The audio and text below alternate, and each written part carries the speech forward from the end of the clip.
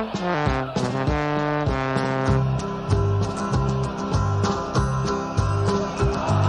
we come, blue and white, and we're looking good. You'll be in for a fight, and we fight pretty good. Getting goals is our job, and we get goals good. Looking good, we are Carlisle United. Carlisle United, the team that's on the ball. Carlisle United, the team all one and all. You're looking good, and we're with you all the way. You'll hear us singing every time you play. Here Ken Leisure with a pass so true.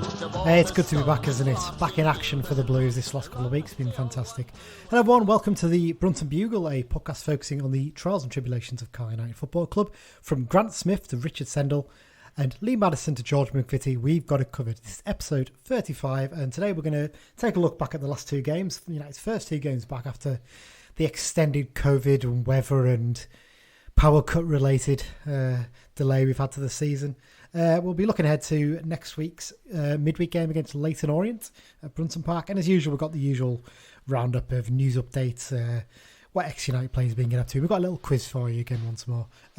I'm joined on this episode, as usual, by one of my regular co-hosts. And today it's Mike Booth. Mike, how's it going, mate? Yeah, it's going good. You know, obviously, it's a shame there's no football this Saturday, but that might actually not be a bad thing in the end. I'm so annoyed about that because it's my birthday tomorrow on Saturday. And I've been waiting for 8 years, like what was it, 6 years you have to wait or something for a day to land, a game to actually land on your birthday, a Saturday game at least anyway. And what happens? Yeah, it gets called off because of bloody COVID. Absolutely sod's law, isn't it? But there you go. Yeah.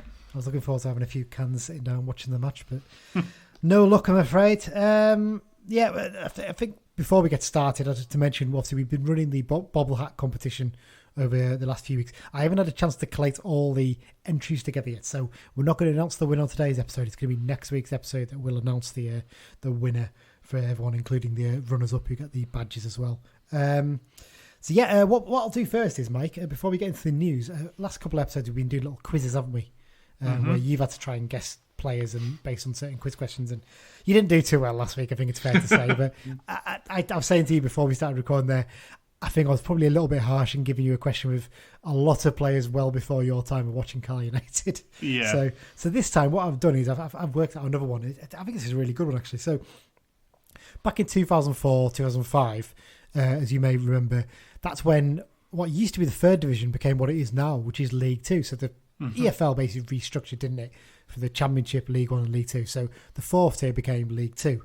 So I've managed to find out the all-time top scorers in League Two from 2004 to 2005 to present day. And in the top, I think it's the top 100, there are 8 Carlisle United players. Players who've played for Carlisle United at some point.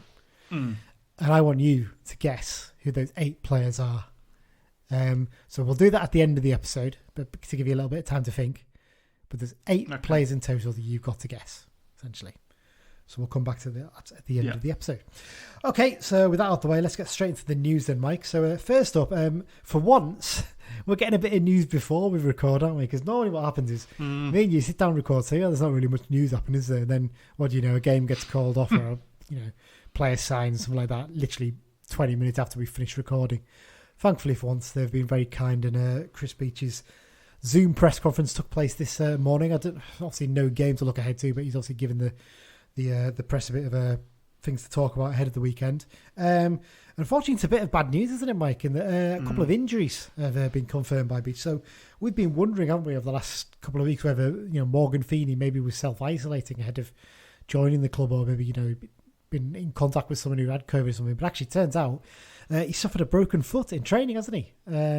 Sounds like a completely innocuous sort of challenge. One of those ones where he's put his foot in, won the ball, and the player who's gone in with him has kicked his foot completely unintentionally. And most of the time, you just get a little bruise, don't you? But it's just landed right in the sweet spot. And unfortunately, as a result, he's going to be out of action for a little bit. Hopefully not too long by the sounds of things. What Beech was saying, was it? I think he seems to suggest he'll be back fairly soon.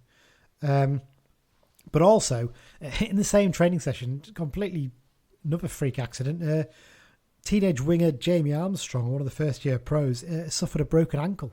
So he's going to be out for a bit longer. I mean, based on how long the average broken ankle seems to take, I'd imagine that might be him out for the season, possibly. They've not said, but you'd imagine he's going to struggle to get back before the end of the campaign, and he's only got a 1-year deal, so that's really rotten luck for the lad, isn't it? If he's trying to impress to get a longer deal. Real shame for him, but a bit of a shame about Morgan Feeney, isn't it? Because by all accounts, he seemed to be impressing in training from what Beach said. Yeah, well, he hasn't had the greatest injury record the past couple of years, has he? And it's one of them now where you're questioning, is he unlucky with these injuries, or is he kind of a bit injury prone? I mean, what I'd say is when a player's injury prone, you worry they're picking up things. It's muscles, isn't it? That's your issue. You've got issues with your muscles. If you're suffering a broken bone, it's not usually a sign that you're injury prone, is it? Well, I mean, some players seem to have far more brittle bones than others, but I don't know what his previous injuries were, to be fair. But it's sad now that we've only got McDonald as a backup centre half, really. True, but I suppose Jack Armour can slot in there as well. He's played in the past. Yeah. Nick Anderton, Mellish could, I suppose. Mellish could. Nick Anderton, long term, has said he wants to play in that position, doesn't he? So there's options there, isn't there? I guess, and like I said, if you have to move like Armour around, you've got Joe Riley who can slot in at right back if needs be. Okay, so let's move on to the next item. It's the reserves. They were in action again in midweek, and they made it 3 wins out of 3 in the Central League Cup, beating their counterparts from Rochdale 2-1.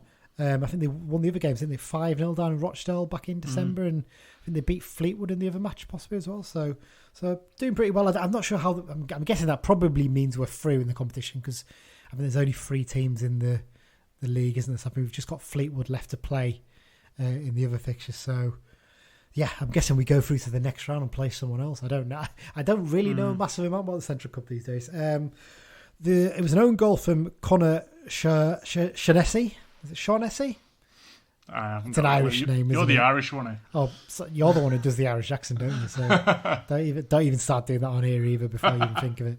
So yeah, Connor Shaughnessy and Taylor Charter's penalty was enough for United to see off Dale. Magnus Norman, Dean Furman, Gimme Toure, Kedwin Scott and Rod McDonald all got run out alongside a mixture of first-year pros and youth team players. Josh Dixon did miss out on this game, didn't he? I think it's more... There's not a major concern, is it? But I think with his injury record in the past, I think if he has any sort of knock, you don't really want to risk him, especially on pitches that aren't particularly great at this time of year. So yeah, from what Beach was saying, he's progressing well in training and developing as a player. The key thing for him is learning to win the ball back as much as anything, isn't it? Because he's more of a ball-playing midfielder as much as anything. Final bit of news. Yeah. It's more kickoff time changes, isn't it? And so we've got 2 more now that have been changed. That's the home games against Tranmere Rovers on the 23rd of February, it's Tuesday night, and Grimsby Town another Tuesday night on the 9th of March have been shifted to 7 p.m. start. I think the only one left around about that time now that isn't that is the regular 7:45 kickoff time is Colchester away, and I imagine surely that one's going to get changed. You'd think so, yeah. You'd think. I mean, to be honest, it's got to the point where you might as well just say all midweek games for the rest of the season are going to be 7 o'clock kickoffs, unless otherwise stated.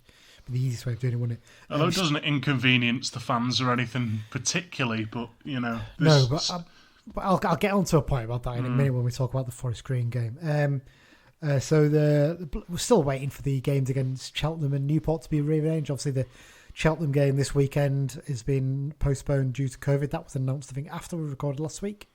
So that's a sod's law on that one. But yeah, so it's just waiting for those to be arranged now. And then we've got a lovely run of something like 9 weeks in a row with Saturday, Tuesdays coming up.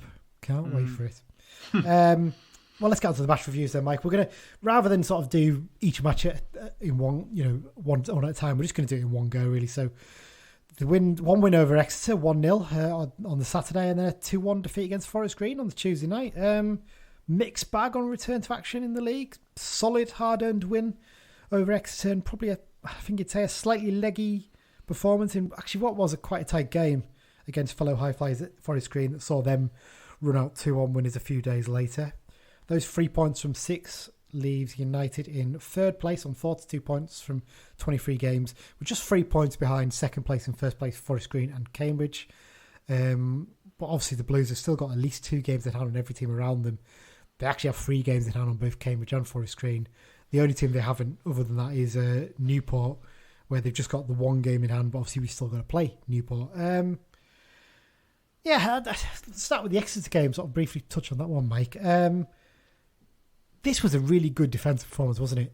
In terms of like showing our resilience and what we can do at the back, we restricted the best attack, and comfortably the best attack in the division, Exeter, to no shots on target over the 90 minutes. Really impressed with the way we defended this one, weren't we? Yeah, definitely. And, not just defending, but we really came out sort of all guns blazing and really seemed up for it. I mean, I said before the game, I predicted, didn't I, that we'd score in the first 5 or 10 minutes, and that's exactly what we did. So my friend Simon Cornwall, he listens to the pod, and he listened in and he heard your thing there, and he's like, I might put a fiver on us to score in the first 15 minutes, I think it was, and he came up trump. So he says thank you to you. You're not getting any money on commission though, so no. But that means now if you put a £5 bet on all of my predictions this season, you'd only be £300 down. So it's it's all good. Not bad. Yeah. But sorry about the interrupt you.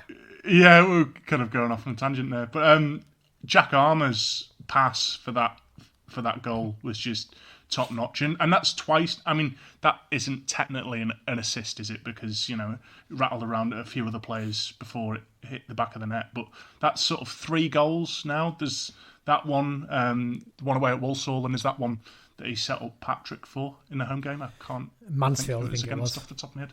Yeah, Mansfield. Yeah. So that's 3 goals that he's just sort of conjured up with that left foot of his, and it's great to see. He's looking at tidy little play, isn't he? I mean, there's an argument that he semi-retired Nicky Law after the game, didn't he? Because he announced he was leaving Exeter, didn't he? And he was up against him, and he didn't really get much change from him, which is an absolute credit to Jack. I mean, one of those players when he came in the summer, we thought, didn't we, that he was just going to be a squad player, and he might end up. There's always a worry with a player like that. He's going to end up maybe only featuring 2 or 3 times and end up leaving at the end of the season and dropping lower down the leagues, but. Fair play to the lad. He's shown just how good he is, and you've got to imagine he's going to have his deal extended at the end of the season, isn't he? Because he's got a bright future in the game, the way he's playing. And like I said, he's very good on the ball. It looks like he could play a bit higher off the pitch, and I think he'd be even better when he's playing down the left. And it's nice to have a bit of competition for the captain, Nick Anderton, on the left side, isn't it, really? And like I said, that pass was outstanding. There's a technical term for it, all the statisticians use, isn't it? I think it's like key pass or second assist. I don't think it's even a second assist, is it? Because technically, Luis Alessandro second assisted his own assist. Yeah. Because it was his ball across. It was almost a roundabout way of 1-2, wasn't it, really? But yeah, it was a lovely pass forward set up Alessandro. He's got great vision, Armour. And Alessandro does what he does best. He held it up well, took his time, plays a ball across the goal. And full credit to Amari Patrick. It would be easy there to just lash at it or panic or whatever, but takes on his man, quick turn, and he just doesn't wait to put the cross in, does he? That was the key thing about that chance. He basically got it out of his feet quickly on the turn and just put it to the far post, knowing Alessandro was going to be lurking about there, and it's a terrific finish as well. Fair play. Yeah, and it's good from Alessandro as well, because some players might just sort of stop and watch Patrick thinking that he's going to take the shot, but Alessandro had enough about him to think, if I just keep in this little spot of space here at the far post and it drops to me, then I'm going to score, and that's exactly what happened. Really composed finish as well, wasn't it? I think it's fair to say. A lot of players would just lash at that run, but he just sort of side-footed it into the roof of net, and full credit to the lad. I mean, their keeper didn't have the greatest game for them, did he? I don't think he was. Some of his kicking was wayward, to say the least. So I just touch on it there, but Alessandro's importance to the team just continues to grow and grow, doesn't it? At the moment, he's probably one of the first names on the team sheet. He links the team together so well, doesn't he? Yeah, definitely. I mean, for me, your front three, it should still be Alessandro, Coyote, and Patrick. But the lads who have sort of come on off the bench and sort of, Zanzala, I think, started against. He did, yeah, Exeter. He did. But for me, the lads who have come on off the bench, I think Dickinson looks good. He's sort I of like the look of him. I really do. Staking his claim, and Torre looks sort of back to what we know he can do. But for me, the lads who should be knocking on the manager's door a little bit, Zanzala hasn't been one of them so far. Yeah, I don't want to write him off too early, but No, we don't. We definitely don't, because we've seen that pass. I mean, put it this way, I wasn't impressed with Josh Coyote on his debut away at Oldham. Remember that? Well, game? neither was I. But we both thought he looked a bit like Bambi on ice, and he was struggling a bit before. What have we signed here? But fair play, he's been fantastic since then. Yes, it's difficult for him to come in, isn't it? Because he's not had much game time at Crewe, and he's coming in, fresh to us. And I suppose he's got the advantage that the players similar to him haven't been able to train for a few weeks properly, have they, until this game? But he just looked a little bit off the pace, and it's probably going to take him a bit of a while to get up to the same speed as the rest of the players in the team. Like I said, I don't want to write him off. And what I would say, actually, to be fair on him, every time the ball was going forward in the air, he was winning the ball in the air. He's clearly good at that. I do wonder if he'd be better down the middle than out wide. I think he didn't look like he would adapt to that role as well as Coyote has done in moving out to the right, I think. You mentioned Toure there. I want to touch on that one again. There was a lot of talk, wasn't there, in terms of the January transfer, and there was a lot of murmurs from some people suggesting, he's not happy, he's on his way, he's putting these little clips together of his best moments from this season. I mean, he always does that. He's always done that since he signed for us. I don't think there's anything to worry about there. But he certainly looked like he's had a point to prove in the game against Forest Green, because I don't think he came on against Exeter, did he? I think he was left on the bench. But in this game against Forest Green, got his goal, but he looked really lively down the left, didn't he? Yeah, he really did. Yeah, he was causing problems. Yeah, I mean, will he sort of be an impact sub now? Or, if someone else gets injured? For me, if one of the wide forwards gets injured, it's between him and Dickinson, that slot, really, who takes the place. I think Dickinson looks better in midfield, I think he looked better. I think he might be coming from Mellish, we'll touch on in a minute. But in terms of front, I do wonder if it is maybe time to just freshen it up a little bit, maybe. But I don't know, what would you do? Because, Patrick's in great form. Alessandro makes us click. Coyote's not playing terribly, and his throw-ins are still making a big impact. You wonder, maybe, do you leave Coyote in the bench and put Toure on for one game, maybe, just to see how it goes? But Coyote, I think, because he didn't start against Exeter, did he? He was carrying that knee injury, wasn't he? I think. Yeah. Slight knock. But when he came on off the bench, you realised what he brings to the team and how he can kill the ball and make it stick up front a little bit. You know what we forget with Coyote? He's only 20 years old. He's only 20, yeah. Yeah, he doesn't turn 21 until May. He's only 18 months older than Taylor Charles. He's not, because of his size and how well he's settled in. You almost presume he's been around for years, and he's like 20. Because obviously when we got Yates, he was 22, 23. He was a bit older, wasn't he? So you're sort of thinking in your mindset, we've got another striker from Rotherham. He must be similar age, but actually he's a lot younger, and there's a huge amount of potential there for him to develop. And yeah, you've got to remember that when he's playing. But I agree with you. I think his hold-up play has been fantastic in recent games, definitely. Yeah, definitely. And yeah, so I mean, in terms of sort of, if we are to freshen up the front three, I honestly wouldn't. I mean, maybe some games, if we're doing Saturday, Tuesday, you want to keep them fresh a little bit. But, them three for me are how we should be proceeding forward.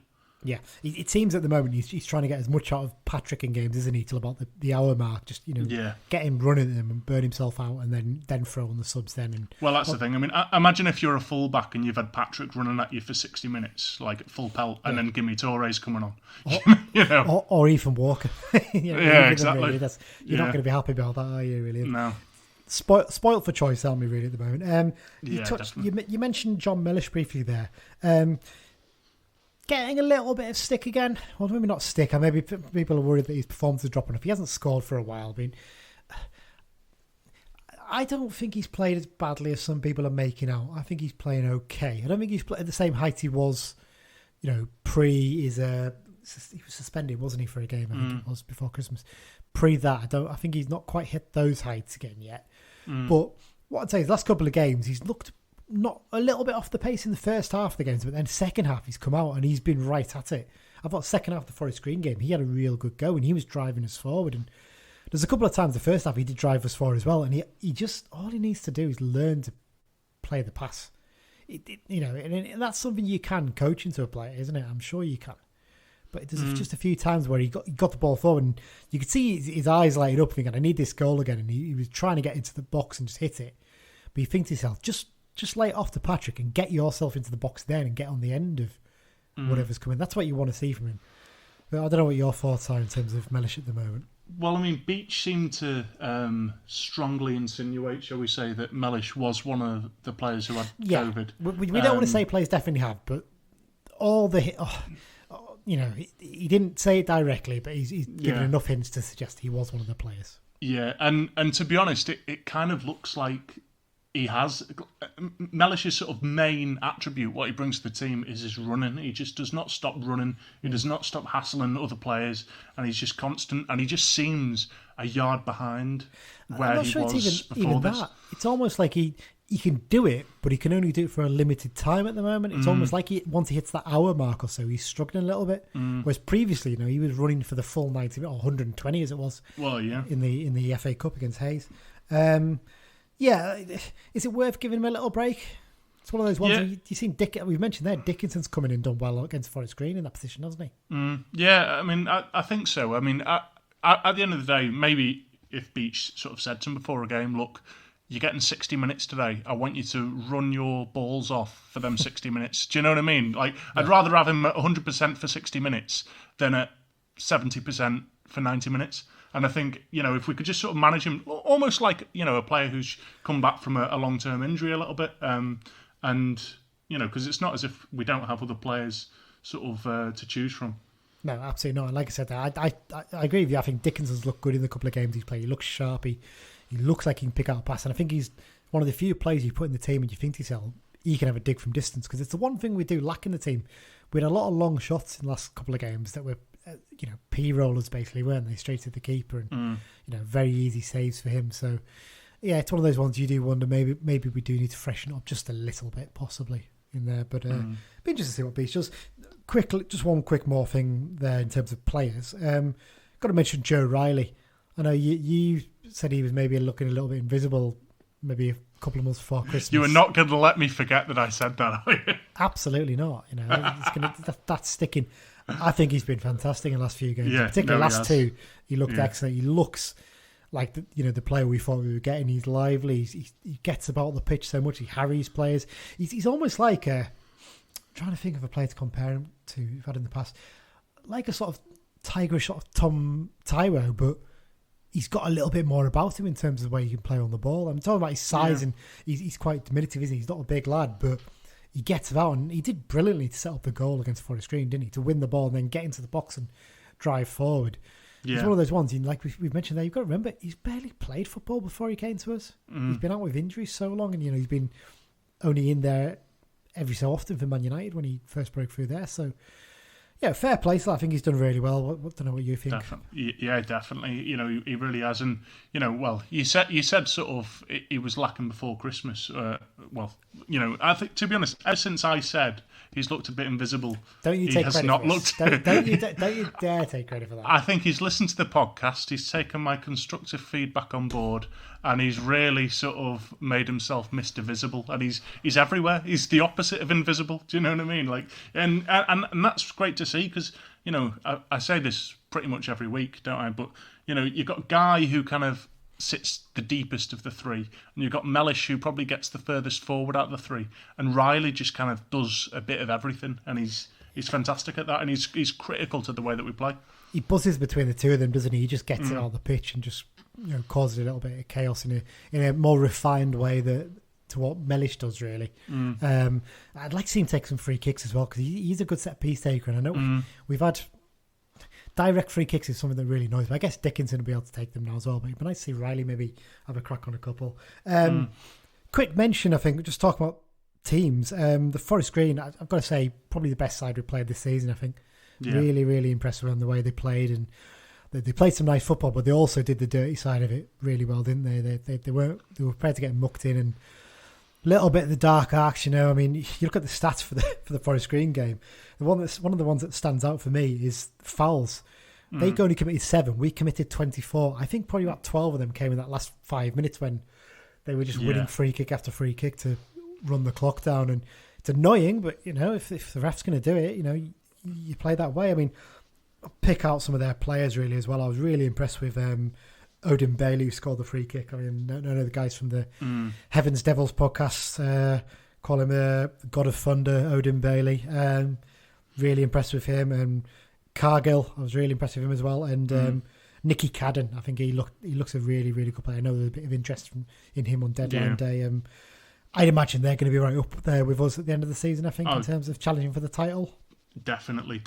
But, it's worth noting as well, I mean, they were a very good side. I mean, Farman had to make some very good saves as well. It's worth noting that. And to be honest, we didn't test their keeper a great deal. There was that Zanzala shot from the Dickinson cross. Just a flicked effort, wasn't it? Not much more he could do there, really. Yeah, but, that wasn't a particularly wonderful save. It was kind of at him a little bit. But, whereas Farman made certainly 2 really outstanding saves where I thought, they're going to score here, and he managed to pull the saves out of the bag. But they were on the break there, weren't they, when we were sort of chasing the game late on? Yeah, definitely. But it was 2 sloppy fouls. I mean, that we gave away, but we didn't concede in open play. Against Forest Green or Exeter, who were 2 very good attacking sides in this division. So there's a positive to be had there. Yeah, Forest Green did have a goal disallowed for offside early on. We've both looked at the freeze frame of the point where it's flicked on. Doesn't look offside, does he?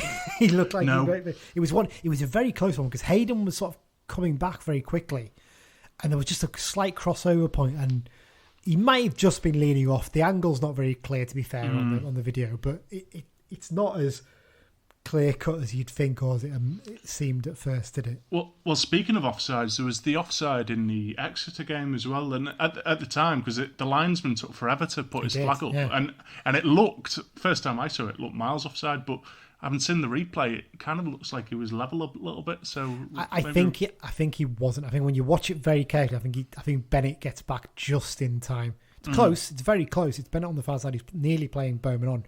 But I think he's probably got it right. And I think, to be fair, I think their manager was bemoaning it after the game. Right? I think their media guy did say to him it was offside. And I think he might have seen it because they sometimes send the analyst up to the old camera gantry in the main stand. So they might have had a slightly different view there that showed that it was possibly. Although, speaking of Forest Green's dark arts and offsides, there was a bit where they had a man down about 3 yards out from goal, and I just wanted one of our strikers to just sort of let that guy down, play him onside, and just score. That's what you wanted, wasn't it? Yeah. I mean, Dickinson's goal that was disallowed, that's soft, isn't it? For me, that's him standing his ground. The players tried to barge into him. He stood his ground, and he fell down. I don't know how the ref's given that one, is it? It's one that I think if that was inside the centre circle, he wouldn't have given a foul for that. No, of course he wouldn't. But there you go. But like I said, encouraging signs from Brendan Dickinson there, and no reason to get too downhearted over those 2 results. And actually, in a weird way, I think the Cheltenham game being off this weekend might work slightly to our advantage. Gives us a chance to get a full week of training again, a little bit of a rest. Yeah, definitely. And I think, some players, like we sort of said, need it a little bit. Yeah, absolutely. Okay, I think that pretty much covers it, doesn't it, Mike? That's a good, decent match review we've had there. Okay, we'll be back in a sec with part 2 when we will be looking ahead to the midweek game against Leyton Orient. So we're back in just a sec.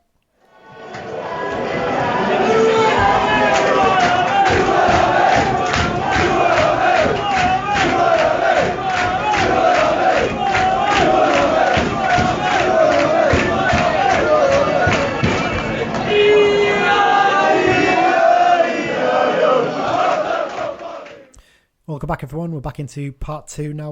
We will be changing that clip that we play at the half-time point very soon because obviously we did our player interview, me and Dan, this week, and the player's done us a little clip that we're going to play in the middle bit that we're going to use. So a little bit of a change for you next week on that one.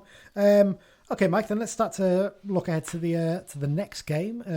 So we've only got 1 game to review. We're going to be reviewing 2 games a week, aren't we? We're going to be reviewing 2 and previewing 2 going forward. It's going to be a bloody nightmare, I think, to be fair. But we've only got 1 game to preview this week, and that's the midweek clash against Leyton Orient. That's on Tuesday, the 9th of January, to 6:30pm kickoff. I mean, I didn't mention this in the first half. I'm going to mention it now. I really didn't enjoy that 6 o'clock kickoff for the Forest Green game. It just messed with my head a bit too much. Literally. How so? I don't know. I finish work at 5 o'clock, right? And I like to have a little gap, have my tea, and then watch the football. But in this, I literally was like, finish work, it's like, right, get myself settled, okay, got to watch the football now. And then you're maybe having your tea at half time or something. It just doesn't work. The 6 o'clock's too early for me. Sorry, I'm not having it. 6:30. This is the pinnacle of first world problems right now. Exactly. And you know what? 6:30, testing my patience. Really testing my patience. That 7 o'clock, I'll let it slide. I'll let it slide with it. Yeah, but for me, like on furlough, where I don't have anything to do all day. Like, the game been earlier, it's good for me because, otherwise I'm waiting longer for it. So, Yeah, fair enough. I'll let you have that one. Okay, so a referee for this game is James Bell. He last reffed United in the 1-0 win over Port Vale earlier this season. I think he gave Port Vale a penalty in this game, didn't he? I think it was a penalty. I think it wasn't like a contested decision in any way. I can't remember exactly. Let's go on to the history and facts. So we sort of did all this. I've not done any fresh research for this because this is the same game. So this is essentially the research I did for the original one. So we're going over old ground, I think it's fair to say. So Orient were originally formed by members of the Glyn Cricket Club in 1881, many of whom were former students of an independent college, Homerton, in nearby Hackney. Now, Homerton's actually now a college in Cambridge, at Cambridge University.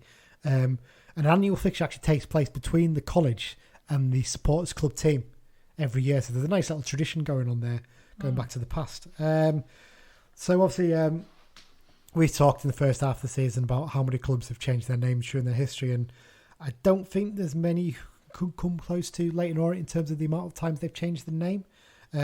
So originally the club was named Eagle Cricket Club in 1886 and then became Orient Football Club in 1880.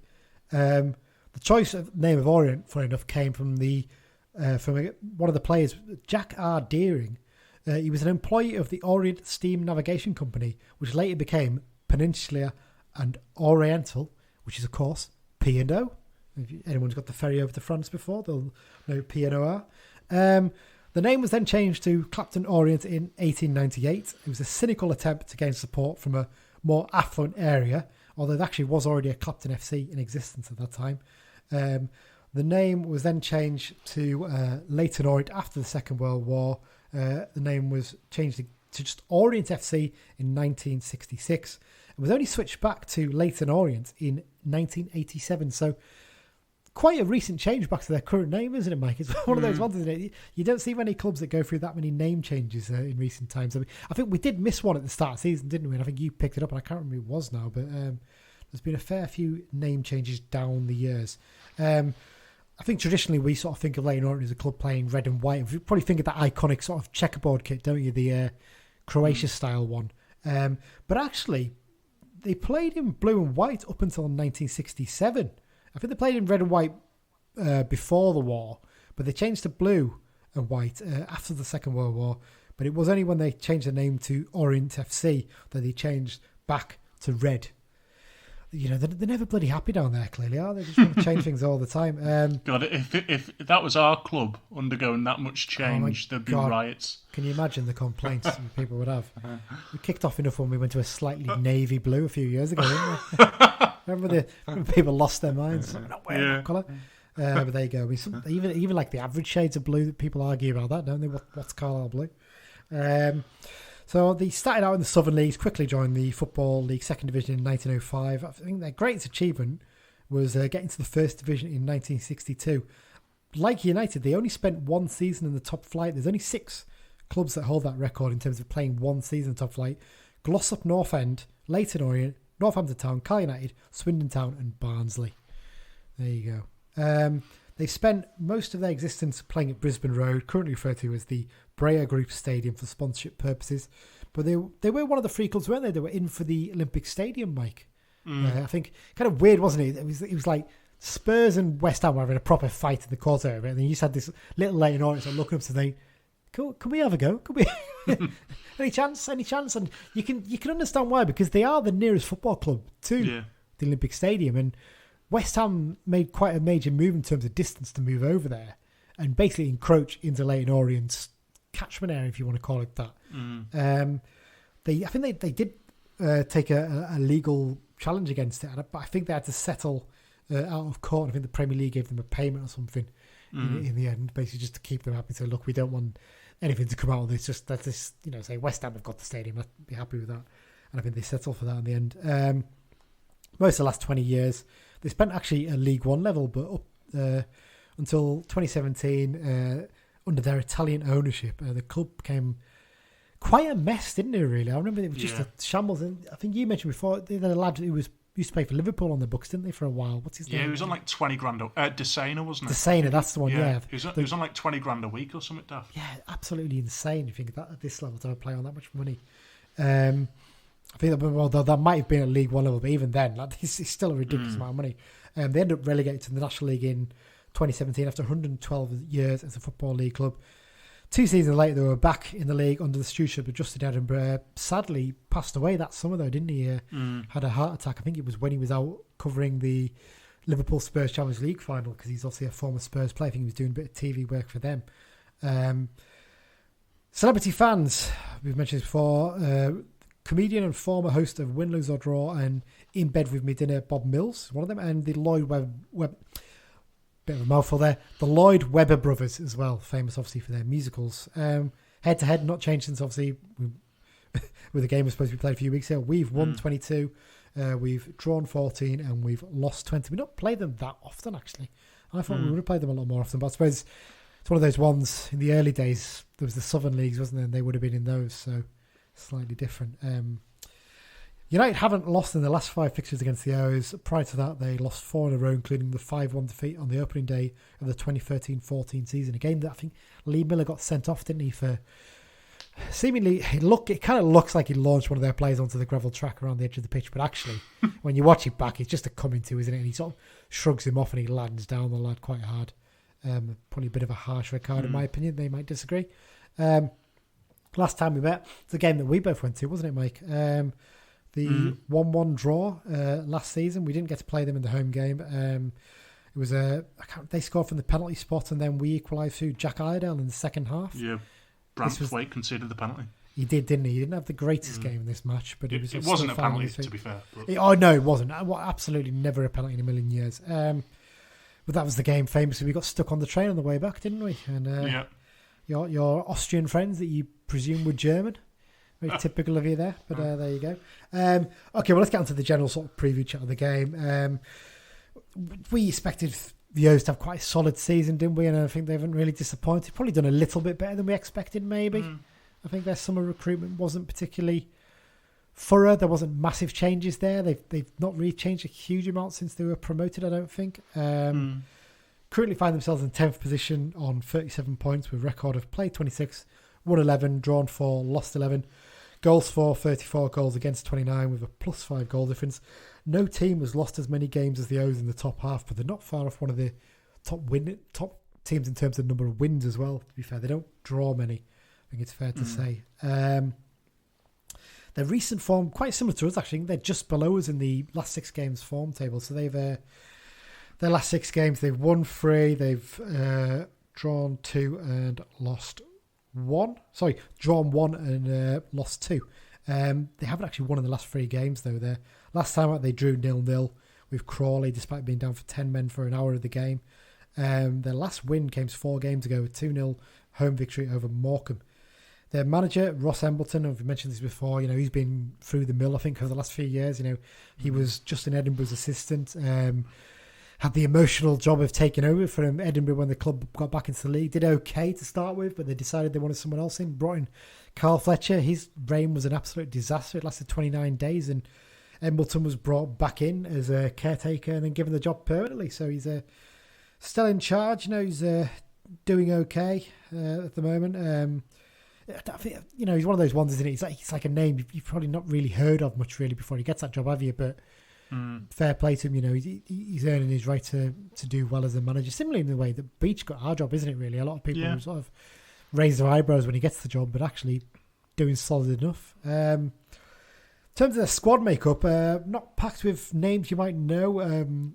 As you mentioned before, still relying heavily on players from the National League, as you'd expect. Rely quite heavily on cast-offs from some of the top London clubs. Like many League Two sides, they've had a busy-ish January transfer window. I think the one that stands out for me was the arrival of Adam Thompson from Rotherham, centre-back. He's been around a few clubs, hasn't he? And he's got bags of experience. I think it's one area they were looking to get an experienced player in, and fair play, they signed him. Their keeper, Lawrence Vigouroux, Chilean youth international. I think he's been called up for the full Chilean squad a couple of times. He's, funny enough, played for Liverpool and Everton, but not the Everton you think. He's played for Everton in Chile. He has played for Liverpool in England. He started out there. But by all accounts, he's one of their star men. In defence, I think Tunji Akinola, who's on loan from West Ham, he's another player they think highly of. I think they've just signed Nick Freeman on loan from Wickham. Bit of experience there. And up front, we've mentioned before, Joby McAnuff just keeps going, doesn't he? At his age, quite incredible. And you mentioned before, Mike, Denny Johnson. He's the goal scorer for them, isn't he? He's been banging them in the season. Yeah, well, according to Wikipedia, he basically had this, he scored 51 goals in 48 games for Guysborough Town, and apparently we were in for him at that point, but he went to Cardiff, who obviously offered more money. But since then, he's had a very unremarkable career. He sort of played for a couple of loan spells and played for a few teams north of the border, and hasn't really Dundee or Dundee United, I think he was at. Yeah, Dundee and Motherwell, and before this season, he scored 5 goals in 19 games for Dundee, so that doesn't exactly, make you jump for joy. But no. Fair play to him this season. He scored 16 in 28, so yeah, he's been a cracking signing for them. He really, really has. No ex-United players in their squad. Same, I think don't think there's any XOs in our squad. I've had a quick look, and I probably missed one now. No, my luck, but there you go. Team news, Mike. We've mentioned already, Feeney, he's not going to be available, is he? He's got his broken foot, so he's going to miss out. Rod McDonald is back in contention. He played in the reserve game in midweek after he was in self-isolation. It wasn't clear if he had COVID. I think it might just been he came into contact possibly, or maybe he was one of the players who originally tested negative and then actually tested positive later on, didn't he? So I'd imagine he'd probably come onto the bench, wouldn't he, for this, because we didn't have a defender in the last 2 games. So yeah, you'd think so. I think it'd be good to get some cover on there at the very least at the moment. Other than that, obviously mentioned there, youngster Jamie Armstrong misses out with a broken ankle. Being honest, probably wouldn't have been involved anyway. I think that's fair to say. No. Josh Dixon probably not going to be risked again. He probably wouldn't have been involved, but he's out with a hamstring issue. As well as that, George Tanner, we understand he's closing in on a return. That's really good news, isn't it? I mean, you think about it, he's only missed a handful of games in the end, hasn't he? Compared against what he should have missed, probably. If he got his injury now, you think he'd probably only be missing about 16 games, wouldn't he, potentially? Whereas as it is, he's actually only missed about 4 or 5, actually. So really, really good if he can get back into contention next week or two. And bar that, Danny Devine remains out with his knee injury. We're not really clear on how long that's going to be, are we? It's not been sort of hinted to at all by Chris Beach, has it? In terms of the O's, their midfielder... Oh, God, here we go, right. Their midfielder, Hector Cipriano, it's actually a bit easier than I thought that. He won't be available because he's serving a 3-match suspension after his red card picked up against Crawley. I think that'll be the second game because they play Colchester this weekend in their match. Striker Ruel Sotirio is out with a hamstring issue. Fellow forward Lee Angle is also out with the same problem. Denny Johnson, we mentioned that already, he's had a knee injury. They're hoping he's closing in on a return. So I don't know if he'll feature against Colchester. Maybe he'll feature against us, but it's one of those ones, a long journey. Do you want to be risking a player's picked up a knock on his knee? Possibly not. I don't know. Yeah, I'd leave him at home if I was the Leyton Orient manager. Absolutely. No need to be dragging him up here. I think Tristan Abrams, they signed from on loan from Newport on deadline day. He might be in contention to be involved against us as well. Let's not talk generally about the game, Mike. We've got a bit of time, and maybe about the predictions. I have a feeling with that, if we'd been playing Cheltenham at the weekend, I would have probably had this one down as being a tough game and maybe a tight one. But with that weekend break, I think it's going to help, especially if they've got to play at the weekend. Yeah, definitely. I have a feeling there might be a few goals in this one. I did a little bit with the Leyton Orient Lowdown podcast again this week. We'll tweet a link to that one later. And I think I told them I was expecting like a tight game 2-1, but actually thinking about it now, I'm maybe going to go for a 3-1, I reckon, in this one. I think there could be a few goals in this one. I think, especially after the Forest Green game, the team will be frustrated and not being able to play this weekend, and I think they might take it out on Leyton Orient, who's the guys on the Leyton Orient podcast did say their form's been patchy of late, so I'm going to go 3-1. In terms of goals, I think Touré's going to get another. I think he's going to go on a little bit of a streak now. I fancy Brendan Dickinson to play in this one. I fancy him to get a goal. I would say Lewis Alessandro getting his form. I think Coyote's going to get one. So yeah, Toure, Coyote and Dickinson for my goals. What are you going to go for, Mike? I will go for 4-1. I know, yeah. Just because I think defensively we've been looking pretty solid, and I don't want to eat these words, but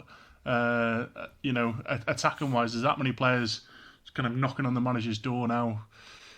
So I'm hoping that we come in all guns blazing. So I'm going to go for 2 goals for Coyote, 1 for Toure, and I'll go 1 for Alessandro as well. Oh, you're going to go for a sort of front three scoring goals, maybe? Yeah, fair play. Well, yeah, I mean that pretty much. I think it's going to be a good game. This one, I think we'll be very determined to prove a point. Orient are sort of battling to keep themselves in contention with the playoff places, aren't they? And you just get this feeling, this is going to be the start of the long run of games now. So the players have got to be up for it and got to get going from the very start. Yeah. Well, it's funny you mention Orient in the playoffs, because I was thinking with Exeter and with Law retiring, I don't think that they're going to make the playoffs. Oh, you think? I like to stick my neck out and sort of give controversial opinions rather than sit on the fence. But yeah, so I think for other teams in Leyton Orient's position, there's a playoff place up for grabs. I think you're right. I think Newport are similar. I think Newport are going to drop off. Yeah, I said all along. Yeah, Newport and Exeter are going to drop off, and we mentioned before, I think Mansfield might just sneak in at the end. Yeah, and I got this. I hate to say, but I got this horrible feeling that Bolton might have a little charge up the table as well. I don't know. They've made some decent signings on deadline day, haven't they? It's one of those ones, and I just have this feeling that they're just going to come out of nowhere, and you're just going to be looking, thinking, this is just typical, isn't it? But then again, we said in the summer they've made decent signings, they might win the league. So yeah. To be fair as well, you look at Bradford. Look at this. They're in pretty decent form, and where they're splashing the cash from, I have no idea. It's one of those ones you can't imagine they're going to get given much money. You'd think in the whole pandemic thing, if clubs can turn around and say, or the leagues can turn around and say, well, you've paid out transfer fees for 2 players there during the January. Yeah, the same disclosed there might be small fees, but I mean, are Oldham going to let Danny Rowe go away for that low amount? No. No. Burton going to let Charles Vernon go away for cheap? Can't imagine it, can you? It's a weird one, isn't it? But there you go. Like I said, I have a feeling we might see Brendan Dickinson coming to the team for this one, and I just fancy him to really show us what he's about and drive us forward a little bit in the game too. So there you go. Okay, let's move quickly on to the X-Files. Goals-wise, there's not much to report this week. I've had a look for our WhatsApp chat, and I could only find the one. And this is not a name I don't think either of us were expecting to say anytime soon, were we? Jack Bridge got his first goal for his new club because he's left Concord Rangers and he's gone to Bromley in the conference. He's teamed up with Byron Webster there, scored a goal. I can't remember who it was against. I think it might have been Eastleigh possibly they were playing. Aldershot, maybe one of them. I think it was Aldershot he scored in that game against. A mate of mine did watch the game and said like the standard was just absolutely appalling. Like all these people who say, the National League so close to League Two. Seriously, watch some of the games on BT Sport, and it just isn't. They're just not close. And the fact that Barrow have had to make so many changes this season probably tells you that it isn't as close as people make it out to be. It's balmy to think, though, that Bridge and Webster were both offered new contracts with us. Yeah, and they both ended up at Bromley in the conference. Yeah. There you go. Obviously, Bridge has gone the long way around to that, but there you go. Well, I think we've got to cover a lot of transfers, haven't we? Because obviously it's been deadline day and there's been a bit of activity for ex-United players. We'll start off with the big one, the one that matters. Sam Cosgrove has finally left Aberdeen. He's completed a move from Aberdeen to Birmingham City for an undisclosed fee that we understand to be about £2 million, don't we? Quite a drop-off because they were looking at something like 8 million, weren't they, originally? I think that's what they were wanting. So they've had to settle for a bit less than that. The good news, obviously, is that we have got a sell-on clause in this deal. No one knows what it is, but I think at the very least it's 20% is the suggestion. I've heard 20%, yeah. 20%. I heard as much as 40% at one point. I mean, if it's 40%, it's outrageous if we've got that much. But even if it is 20%, that's 400 grand in the bank. It's not to be sniffed at. And back in the day, we used to think, you'd have to wait for all the instalments to come in. You get 40% of each instalment. You don't. The way it works now, because I think there's issue with football creditors and things like that, is the club has to pay you the amount you are owed up front from the upfront fee. So we've basically, even if they've only got paid 1 million front, we've got our chunk of that straight away, basically. So we should be getting that soon. So, you know, we've had a pretty decent time over the last 12 months trying to transfer things, haven't we? It's worked out quite well for us, this pandemic. Other ex-players on the move. Glenn Murray said a fond goodbye to Brighton after his spell there. He's a bit of a legend, isn't he, in Brighton colours? I have a feeling that he's, you know, he's going to be remembered for a long time. I think, is he their all-time top scorer now? I think possibly. I have a funny feeling. I think he hit the record a year or so ago, maybe a couple of years ago. So he's moved to Nottingham Forest on a permanent deal to the end of the season. So he'll be out of contract in the summer. I'm not saying anything, but, you know, I mean, there was some Barrow fans claiming, we should be looking to re-sign Glenn Murray a few weeks ago. I'm thinking, you are so deluded. You know, if we're in League One, you know, you never know, winding down his career. Might, you know what, as well, even at his age, he'd be a brilliant player in a Chris Beach team. He really, really would, wouldn't he? And I'm sure he would have played under Chris Beach at Rochdale, wouldn't he? So Beachy would have been one of his coaches there. You know, like I say, he's so combative. He puts himself about, and I genuinely, it's not going to happen. I am dreaming here. I know it's not going to happen, but theoretically, if it did, just let us dream. Theoretically, I think he would fit in well into a Chris Beach team. Okay, other transfers. Mo Sagaf, he's finally got a club. The last of the players who were released has finally found himself a new club. He signed for Dagenham Redbridge in the National League, so finally got himself a move there. I wonder if he's maybe had an agent filling his head with pipe dreams, possibly for the last 12 months or so. It's quite sad, really, isn't it? You know, he hasn't played for 12 months. It's, you know, it's going to take him a while to get up to speed. I think he started their last game. I think he got subbed at half time, so shows he's maybe not quite up to it on fitness just yet. The only other bit is one of our former youth players, Tom White, who's been on loan at Bolton. He's returned to Blackburn Rovers after his loan there. It didn't quite work out for him second time round working with Ian Evatt, did it? He's gone back to Blackburn's under 23, so you wonder what's going to happen for him in his next move, because I can't imagine he's going to be close to the Blackburn team anytime soon. And the final bit one is Jamie Proctor. Obviously went back from Newport back to Rotherham. He's gone back out on loan again. He just seems to spend his life out on loan, doesn't he? He's just a weird career, really, isn't he? He's Rotherham signing for big money, and then, you know, he's gone again. But there you go. So Jamie Proctor has gone out on loan to Wigan Athletic. So it'll be interesting to see how he does there. I mean, I'll be honest with you, I hope he helps keep Wigan up, because I'd like to go to Wigan next season if possible. Exactly. It's one of those grounds, easy one for us to get to, isn't it? You know. Yeah. So there you go. Literally, just hop on one train over there. Other little bit of news: Danny Graham's announced his retirement. 600 odd games, doesn't he? God knows how many goals. I think Reddy Cumber put it up the other day, didn't he? So he left Sunderland by mutual consent the other day, and there was a few murmurs, wasn't there? And I think Lummy hinted that there was a conversation potentially about him coming here, but he's clearly decided, you know, his time's up and it's time to move on to the next stage of his life and career. And he's hung up his boots. So let me get the stats up. I've got them here somewhere. I mean, you'd think that he'd still be able to do a good job, League One, League Two, but I think he's had a few injuries, Annie, because he was never a player that depended on pace. You know, no. So but he was a busy player. He could play with a lot of energy. He wasn't a player who didn't work hard. And you know, look at 617 games he played, senior appearances, 174 goals for 13 clubs. He had a lot of loan spells at the start of his career where he didn't really score many goals till he came to us, I think. So, you know, 110 appearances in total for United. You know, brilliant career. Fair play to the lad, you know, because he didn't start on a youth system either, did he? He was in there. I think he was at Chester Lee Street or something like that. I think he started out at. So, you know, he's done well. He wasn't in Middlesbrough's youth setup. I think he joined them like as an 18-year-old. Because he was part of that sort of. I think there was a time, wasn't there, when all of the England under-19 squad played for Middlesbrough.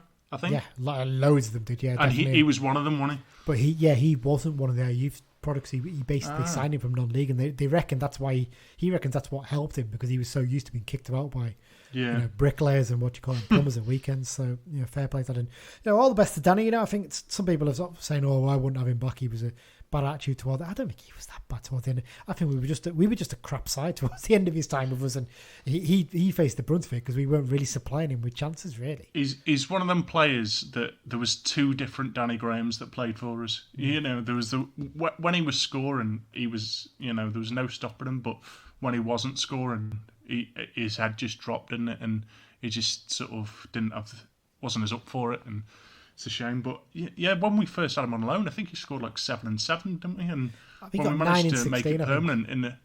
I think it was 9 goals in 16 games. It was 9 and 16, but within that there was like a 7 and 7. Yeah.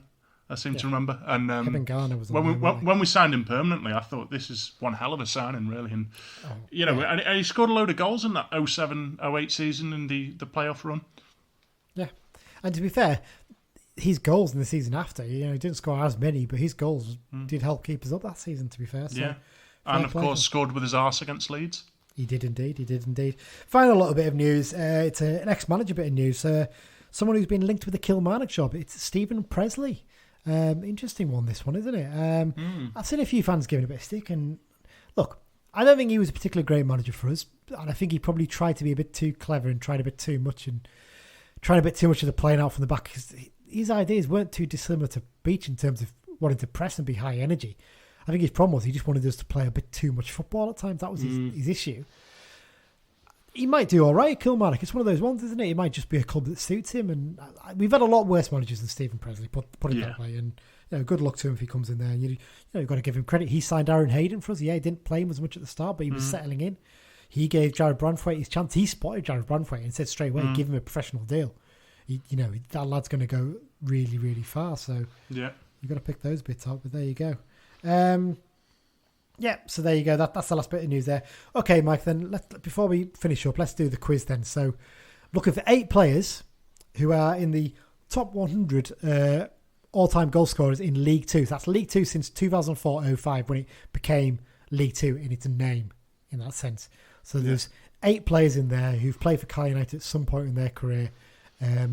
Can you name them? I'll drop in some clues if you're starting to struggle, but we'll try and keep this quite tight, because I know last time it dragged out a little bit, I think so. But there was about 30 to name then, so there's less this time. So away you go. Well, that's what I'll say is the top 2 are probably a little bit surprised. Well, definitely the second one in terms of the top 10 Carlisle United ones in that time is a little bit surprising. Okay. So well, because it's tough, isn't it? Because obviously players who score a load of goals in League Two don't last very long in League Two. So, but there'll be some players who maybe they're not forwards, but they've spent most of their career in League Two, might have scored a few. So, and also, you've got to remember, we've been in League One for a lot of that time, so it might not be players who were with us long periods. So yeah. Well, I'm going to go Carl Hawley straight up.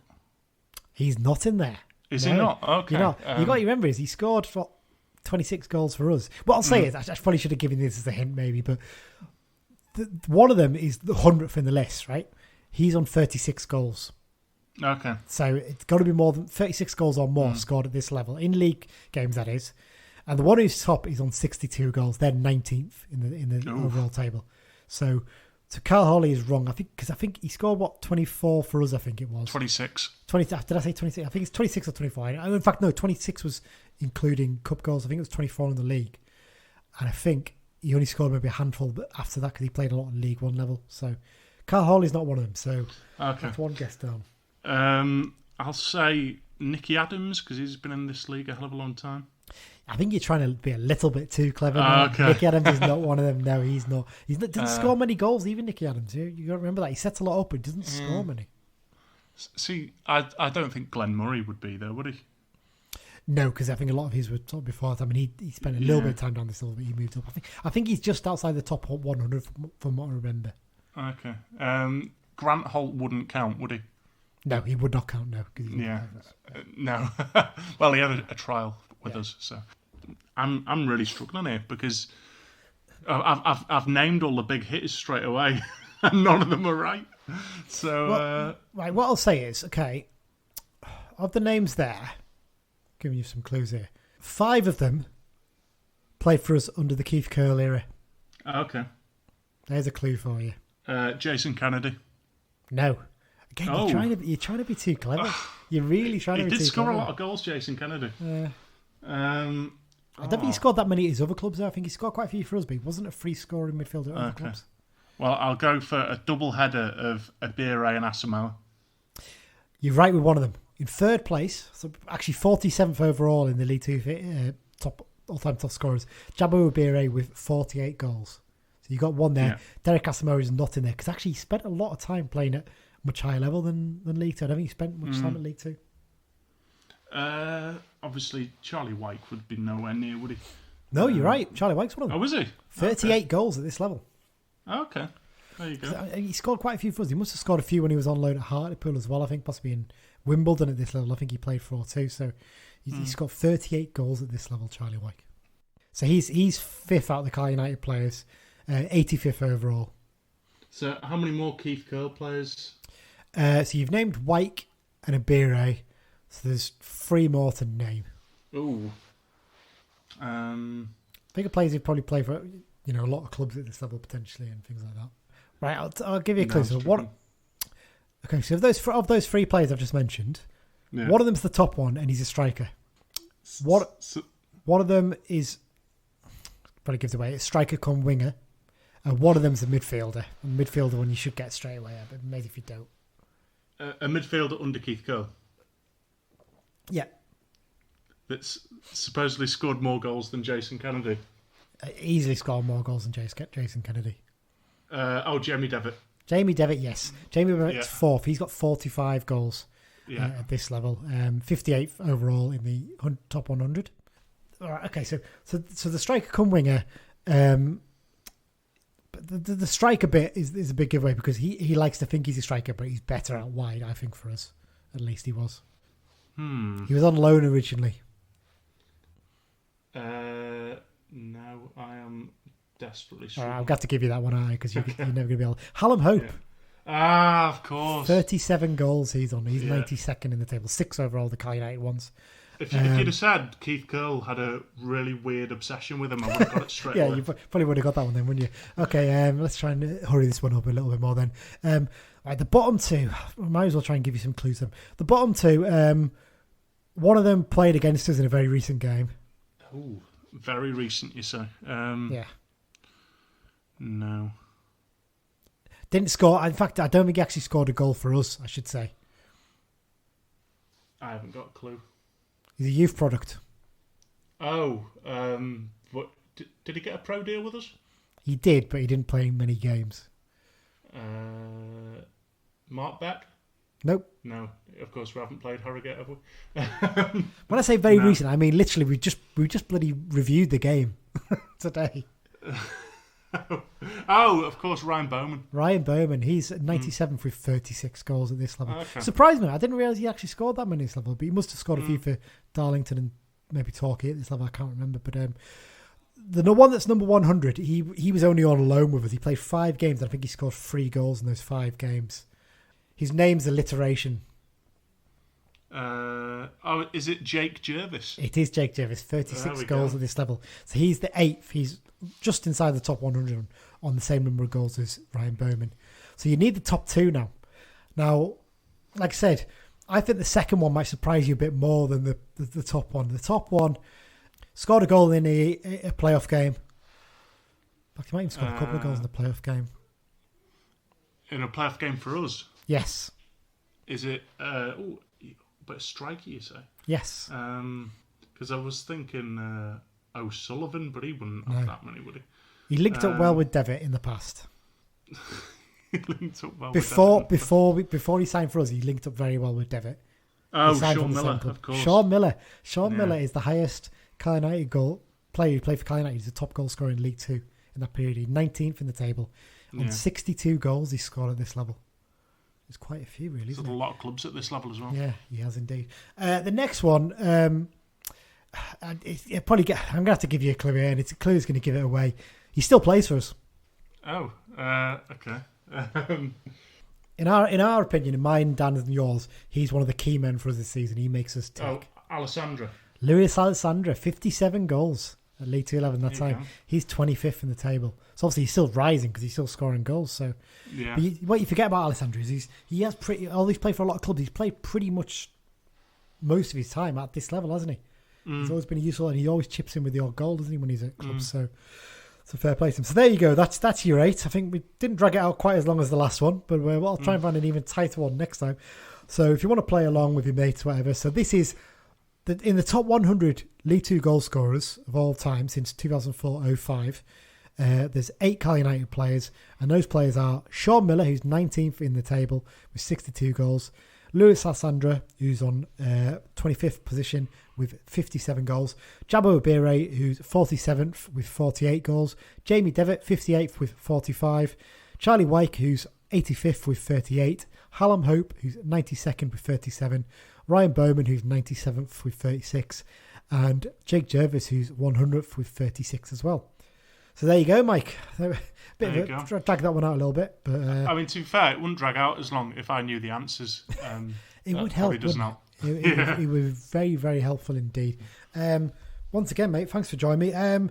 Little update in terms of the special episode. So what we're going to be doing is we're going to be putting out the player interview that me and Dan did earlier this week. That's going to go out on hopefully Monday or Tuesday next week. Probably Tuesday, I think. So we'll give you a chance to have a listen before the game. It was an absolutely belting chat we had with the player. A really, really good one. We're hoping to get a couple more.